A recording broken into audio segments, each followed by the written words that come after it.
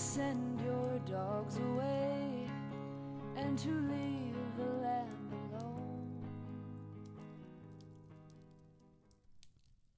Welcome back, listeners, to Sandman Stories Presents, a folklore podcast where I read you to sleep or until the next story. I'm your host, Dustin. If you want more Sandman, I have extra stories that are too spicy for the main feed, available on my Patreon. You can even join at the free tier and get everything. Today we are back in the book of Sioux folktales written down by the Eastmans. We are here for the 11th and 12th nights. On the 11th evening, they talk about the feast given to the little ones, the bumblebees, the birds, the bugs, all that. And on the 12th night, we learn about Aya, the devourer. Okay, let's begin. The 11th evening. "You are late tonight, my grandchildren," grumbles the good old wife of Smoky Day, as she stands in front of her low doorway, peering under the folds of her dark blanket at the little toiling figures slowly coming nearer, and the many twinkling lights across the snow. "My mother gave a feast today," murmurs Tanagela in her soft voice. "There were so many people for us to serve. I could not come any sooner, but see, grandmother, I have brought you some boiled rice and venison," she ends, proudly bringing out the heavy kettle from under her skin robe as they enter the well-smoked lodge.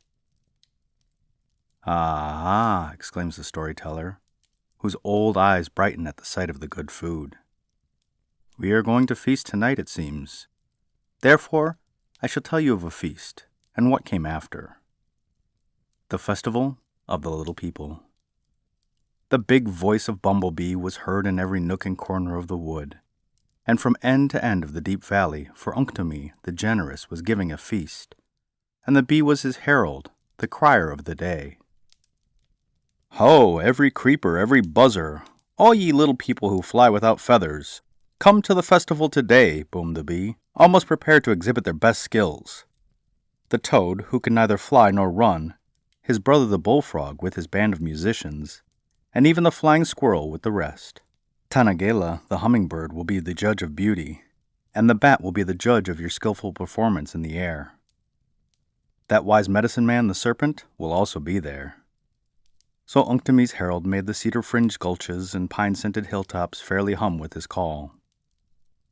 It was July, the moon of the black cherries, and the little people gathered in great numbers in the place of the singing waterfall, which had been chosen for the meeting place. The happy valley buzzed with millions of voices. Then Unktomi, the prudent, saw fit to appoint certain warriors to keep order at the festival. For many were present, and therefore a mishap or injustice might occur. The wolf was ordered to watch the surrounding hills so that no enemy could come near, and the owl was appointed to keep order within the camp, and especially to see that neither the bat, nor the nighthawk, nor the swallow tribe were permitted to disturb the little insect people. The day opened well with a chorus of praise from a great orchestra. A sunrise song, opened by Tashiyaka, the meadowlark, in which even the crickets joined with their slender instruments. Then came the contest of beauty, in which the butterflies in their gauzy dresses of every color won the first prize. The bat, however, who was to judge of feats on the wing, had slyly made a meal of some of the lesser contestants. The owl swooped down upon him to punish him, and there was great confusion. Unktomi could do nothing with his guests. The toad began to devour the smaller creepers, the snake attacked the toad, and even the wolf came down from his station on the hill to make raid upon the helpless little people. Thus began the warfare and praying among these feeble tribes that has lasted to this very day. Smoky Day told the listeners, "It is not wise to put the strong in authority over the weak." The end.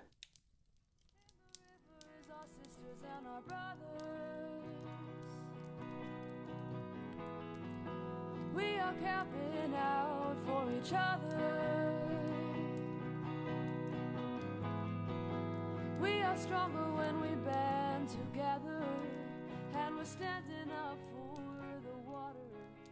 Don't poison. Okay, and the 12th evening. "Tonight we will hear of a good deed done by Unktomi," begins the old teacher when all are in their places. In the old days, longer ago than anyone can remember, no one was more feared and dreaded than Ea, the glutton, the devouring spirit that went to and fro upon the earth, able to draw all living creatures into his hideous open maw.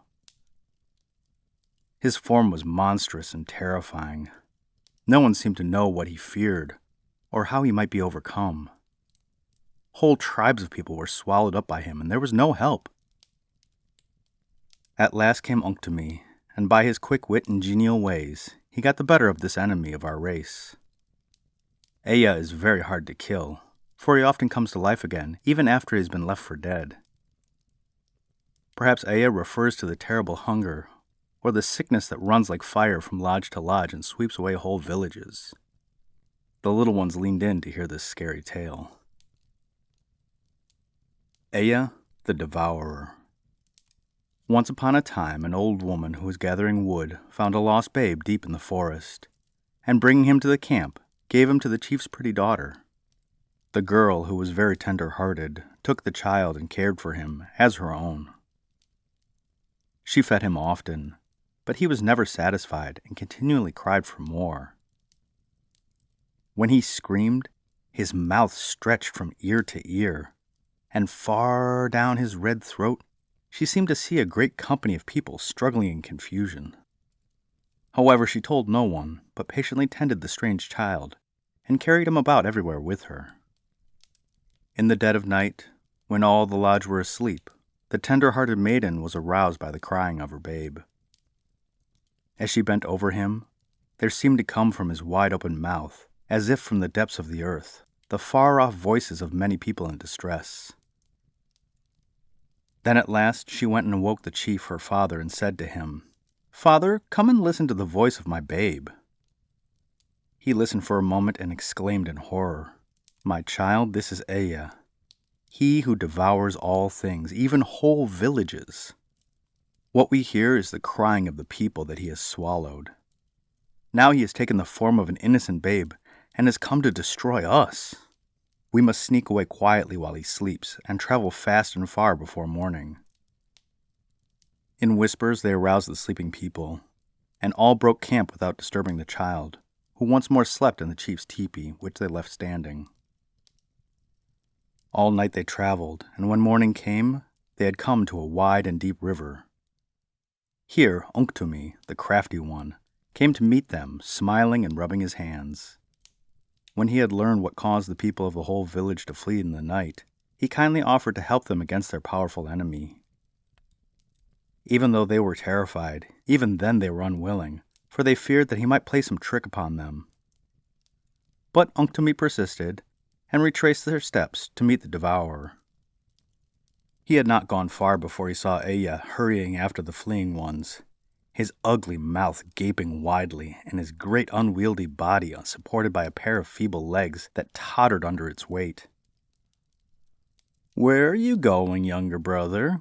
asked Unctumi pleasantly. "How dare you call me younger brother?" angrily returned the other. "Don't you know that I was the first one created upon this earth?" "Well, if that is so, I must be older than you," replied Unctumi in his good-natured way. "For I was created upon the face of the water, before the dry land itself. I know who you seek, younger brother, and have come here to help you. Those foolish ones that you are following are encamped on the river nearby, and I will lead you to them. They cannot escape you. Why not rest a little now, and refresh yourself with a delicacy that I've prepared for you? See, these are human ears, nicely dried for your meal." So saying, Unctumi pointed to a great heap of mussel shells that lay on the hilltop. The greedy monster was deceived and hastily swallowed the shells, which caused him such distress that he was helpless and was easily dispatched by the men of the village, who now came out to kill him. No sooner had they cut open his enormous body with their knives than a large company of people issued forth upon the plain, and began dancing and singing songs of praise for their deliverance. The end.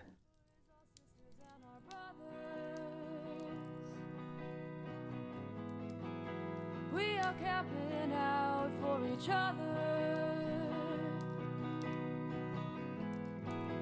We are stronger when we band together, and we're standing up for the water. Don't poison the future away. Well, that first story had a fun way to describe why animals act in different ways and why they don't all get along. And the second story has a monster that actually scares me.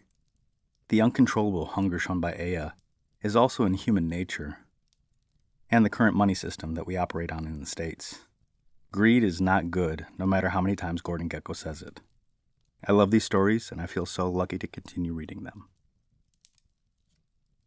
And the podcast shout-out is to That Florida Feeling. You want to keep up with the goings-on in Florida, let Jody keep you hip in the wildest state in the nation. You will always hear about the weird, the wild, and the sometimes confusing, straight from the Sunshine State. And if you like her show as much as I do, go and give her a like, a rating, and a review. And the listener's shout-out is to Hamilton, Bermuda. The capital of Bermuda, its population is under 1,000 people. The island is named after the man who discovered it, Juan de Bermudez. The capital was St. George until 1815. The islands had no native people living there until Europeans came through. And most of the city is for the insurance and reinsurance companies who are housed there. There are about 400 companies based there.